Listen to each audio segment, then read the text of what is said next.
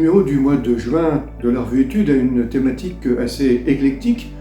Nous mettons en exergue, encore une fois, la question des retraites, thème qui a beaucoup agité les esprits, c'est un dernier, mais nous l'abordons sous l'angle de l'emploi des seniors, car c'est une composante importante de cette réflexion sur les retraites, et l'auteur, Franck Morel, montre qu'en France, la situation est plutôt bien, mais elle pourrait être encore meilleure si l'on compare aux autres pays européens, à nos voisins.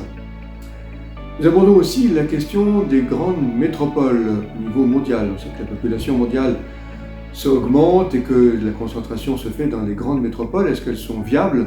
Julien Damon réfléchit sur ce point-là en montrant qu'il y a peut-être une taille optimale des grandes métropoles. Elles ont des avantages, mais elles ont aussi des inconvénients. Il y a des équilibres à trouver entre ces différentes composantes. Et puis le troisième article que nous mettons en exergue en couverture aborde un sujet totalement différent, puisqu'il s'agit de la musique rock, un thème qui n'est pas souvent présent dans la revue Études, mais que François-Xavier Maigre aborde dans le champ religieux, en montrant qu'un certain nombre de rockers sont sensibles non seulement à la dimension religieuse, mais à la figure du Christ.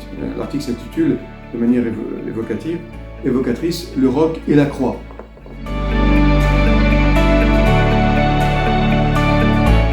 Nous revenons sur la question de l'asile en lien avec la guerre en Ukraine, un entretien avec le chercheur Mathieu Tardis.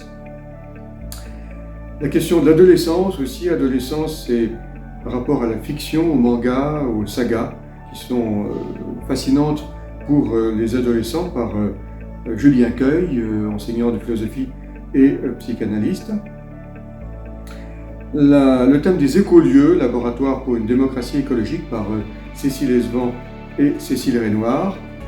Un entretien avec la sœur Marie Lembeau qui a fait un travail important sur les religieuses africaines abusées.